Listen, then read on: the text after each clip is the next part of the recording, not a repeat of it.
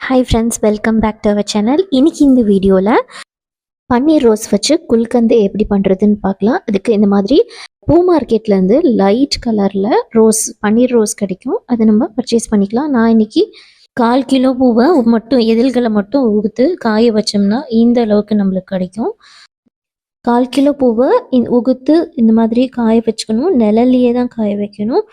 ஒரு 3 நாளில் இந்த மாதிரி ஒரு சருகு மாதிரி நல்லா நம்மளுக்கு காஞ்சி வந்துடும். இதோட 100 கிராம் அளவுக்கு பனங்கல்கண்டை பொடி பண்ணி தனியாக எடுத்து வச்சுக்கலாம்.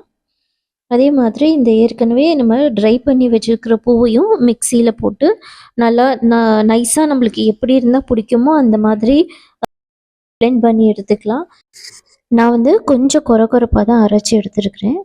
அரைச்சி எடுத்தது இந்த மாதிரி ஒரு பவுலில் போட்டுக்கலாம். ஏற்கனவே நம்ம பொடி பண்ணி வச்சுருக்கிற பனங்கற்கண்டையும் அதோட கொஞ்சம் கொஞ்சமாக சேர்த்து மிக்ஸ் பண்ணிக்கலாம். மொத்தமாக இப்போ எல்லாத்தையுமே நான் சேர்த்துக்கிறேன். இதில் நம்மளுக்கு நட்ஸு வேணும்னாலும் நம்ம ஆட் பண்ணிக்கலாம். நான் நட்ஸ் எதுவும் இன்றைக்கி ஆட் பண்ணலை. இதில் 100 கிராம் அளவுக்கு தேன் சேர்த்துக்கிறேன். நான் 3 பேட்சாக கொஞ்சம் கொஞ்சமாக அது நல்லா ஊறி வர்ற அளவுக்கு கொஞ்சம் கொஞ்சமாக சேர்த்து மிக்ஸ் பண்ணி எடுத்துக்கணும். ஃபஸ்ட்டு பேட்ச் கலந்து நல்லா மிக்ஸ் பண்ணி எடுத்ததுக்கப்புறமா செகண்ட் பேட்ச் சேர்க்குறேன். இந்த பவுடர் மிக்ஸ் உறிஞ்சுற அளவுக்கு 2-3 பேட்சாக சேர்க்கணும்.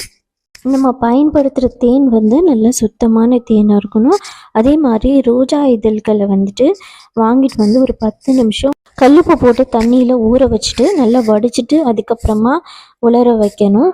அதில் ஏதாவது பெஸ்டிசைட்ஸ், ஏதாவது பூவில் ஏதாவது பூச்சி மருந்து இருந்தால் கூட எல்லாம் வாஷ் ஆகி போயிடும். அதுக்கப்புறம் இதை ஒரு பவுலில் நம்ம சின்ன பவுலாக நான் ட்ரான்ஸ்ஃபர் பண்ணிக்கிறேன். ஏற்கனவே இது ரெடி பண்ணி வச்சதை இது எனக்காக தான் நான் ரெடி பண்ணுறேன். இந்த வயிற்றுப்புண்ணுக்கு எல்லாமே இந்த ரோஸ் குல்கந்து சாப்பிட்டா ரொம்ப நல்லதுன்னு சொல்லி நான் கேள்விப்பட்டதுனால நான் இதை எனக்காக தான் ரெடி பண்ணுறேன். இது யூஸ் பண்ணி சாப்பிட்டு பார்த்துட்டு அடுத்து கம்மிங் வீடியோஸில் உங்களுக்கு எந்த மாதிரி ரிலீஃப் இருக்குது அப்படின்னு சொல்லி நான் உங்களுக்கு அடுத்தடுத்த வீடியோஸில் நான் அப்டேட் பண்ணுறேன். இதை அப்படியே ஒரு மூடி போட்டு டஸ்ட் எதுவும் படாத அளவுக்கு கவர் பண்ணி வெயிலில் வச்சு எடுக்கணும். ஒரு 20லேருந்து 30 நாள் வரைக்கும் நல்லாவே இதிலேயே ஊறினதுக்கப்புறமா நம்ம இதை ஓப்பன் பண்ணி பார்க்கலாம் எப்படி இருக்குன்னு. இந்த மாதிரி வெயிலில் எடுத்து வச்சு 20 டேஸ் ஆயிடுச்சு. நம்ம எடுத்து வச்சு டெய்லி கொஞ்சம் நேரம் எடுத்து வைப்பேன். மேலே மட்டும் இந்த மாதிரி லைட்டாக ப்ரௌன் கலர் ஆகிடுச்சு. உள்ளெல்லாம் பார்த்திங்கன்னா நல்லா சாஃப்டாக ஆகிடுச்சு.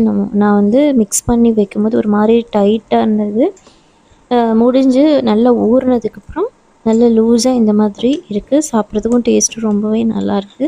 இதில் நிறைய ஹெல்த் பெனிஃபிட்ஸும் இருக்குது. அடுத்த ஒரு வீடியோவில் மீட் பண்ணலாம். நன்றி, வணக்கம்.